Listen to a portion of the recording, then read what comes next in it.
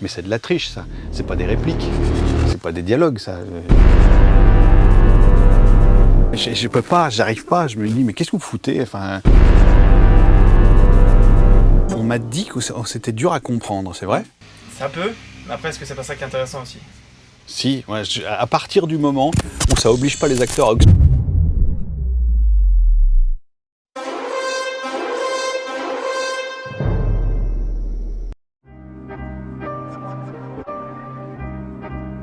Je n'ai pas envie de sortir cette vidéo, mais bon, je dois le faire. J'ai retardé l'échéance le plus possible, mais je dois bien appuyer sur le bouton publier à un moment donné. Au-delà de la pluie de critiques que reçoit Kaamelott 2, j'ai surtout vu Alexandre Astier renier son conseil ultime pour faire de bons dialogues. Et c'est ça, moi, qui m'interpelle. C'est ça qui m'intéresse, parce que je pense que c'est beaucoup plus utile, ouais. Comme tout bon fan de Kaamelott, je me suis rendu à une des avant-premières du second film de cette saga incroyable. Et je ne suis pas là pour parler du film et dévoiler quoi que ce soit, mais je dois vous dire que Florence et moi, on s'intéresse de très près aux secrets d'écriture les plus efficaces pour créer une histoire inoubliable. Alors quand il s'agit de dialogue, Alexandre Astier est l'une de nos meilleures références, si ce n'est même la meilleure référence. Donc je suis profondément gêné de voir mon idole, ce génie, commettre ce qu'il qualifie d'irréparable. Mais c'est de la triche, ça. Je veux comprendre pourquoi. Alexandre Astier a confié dans de nombreuses interviews plusieurs conseils dans l'écriture d'un bon dialogue. Il y a déjà la façon de parler, bien sûr, une des recettes magiques des nombreuses phrases iconiques de Kaamelott que les fans adorent réciter. Le gras, c'est la vie, c'est pas faux, ou plus simplement, merde. Ça disait merde. Mais cet ingrédient est pour Alexandre Astier l'élément le plus logique de la série, et pas forcément le plus mystérieux, comme certains aiment le faire croire. Vous n'allez pas me dire que ces mecs parlaient en bouquin. Ils avaient des vrais problèmes, les gars. Ils avaient mal aux pieds, ils n'avaient pas envie d'y aller, ils n'avaient pas compris la mission.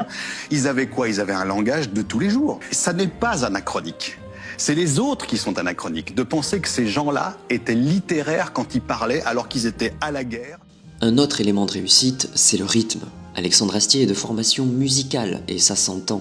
Les mots sont parfois choisis juste pour le rythme, et il impose à ses acteurs un récital au mot près pour que le rythme soit sauvegardé. L'exercice que je leur donnais d'apprendre tout à la dernière minute, c'est très Surtout qu'il y dur. a une forme d'exigence. En plus, je suis au mot près, sur donc les je suis mots. vraiment un enfoiré, je le sais.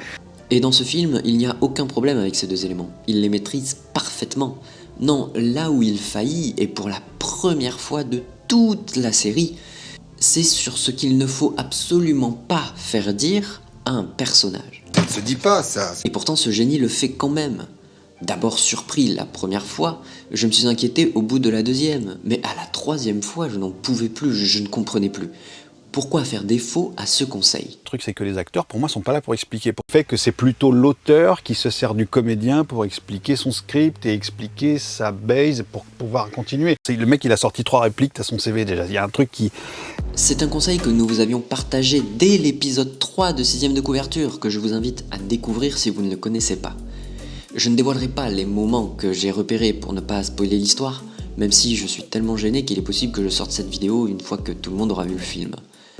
Mais Florence et moi, nous sommes engagés sur ce conseil, et c'est l'un des meilleurs conseils qui puisse exister sur l'écriture d'un bon dialogue. Alors la question c'est pourquoi? Pourquoi commettre l'irréparable? Eh ben, j'ai bien réfléchi à la question.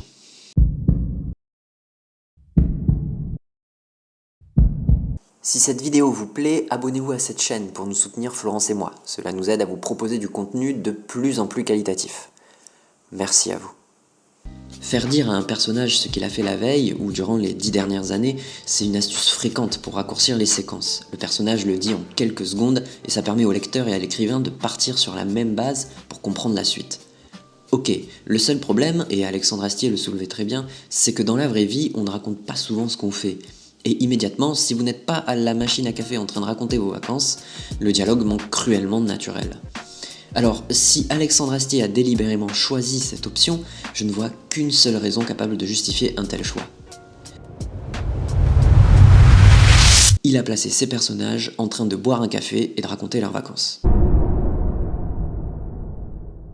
C'est une image bien sûr, mais elle résume bien que malgré ce choix drastique, Alexandre Astier a choisi de le faire avec subtilité. Et les nombreuses critiques positives du film témoignent que ça n'a pas gêné tout le monde que des personnages racontent leur vie de ces 10 dernières années, ou même la dernière heure qui vient de passer. Non, mais alors ça me gêne pas du tout que tu me le redises, hein. Cependant, permettons-nous de penser à 3 autres options pour réaliser le même objectif sans pour autant rallonger la longueur du film ou du roman.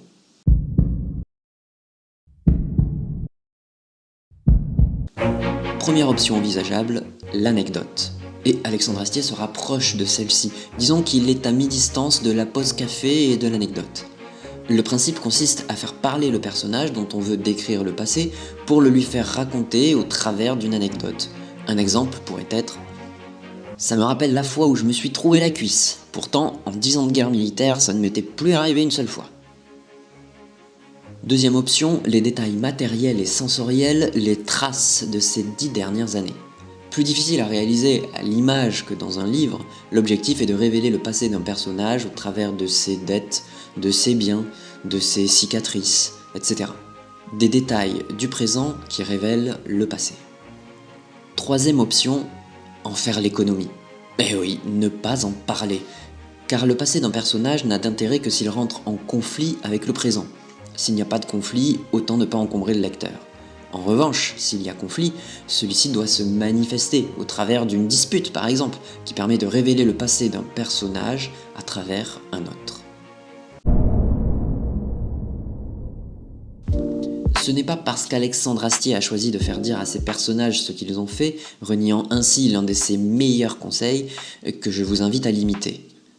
En revanche, je vous invite à découvrir le podcast pour plus d'astuces d'écriture. Il est plutôt réservé aux auteurs et autrices qui veulent s'améliorer ou rester motivés. Le papa de Kaamelott restera pour moi une référence dont j'écouterai attentivement les conseils. Toujours. Même s'il ne suit pas celui de Stephen King d'écrire la porte fermée et de réécrire la porte ouverte, puisqu'Astier aime surprendre ses acteurs en ne dévoilant le scénario que le jour du tournage, il partage quand même de nombreuses techniques très efficaces pour des textes captivants. Et en parlant d'histoires captivantes, n'hésitez pas à vous jeter sur le dernier épisode des coulisses d'un bon polar avec Agatha Christie. Vous serez surpris de comprendre que l'enquête n'est même pas le plus important dans un polar. Allez, à tout de suite.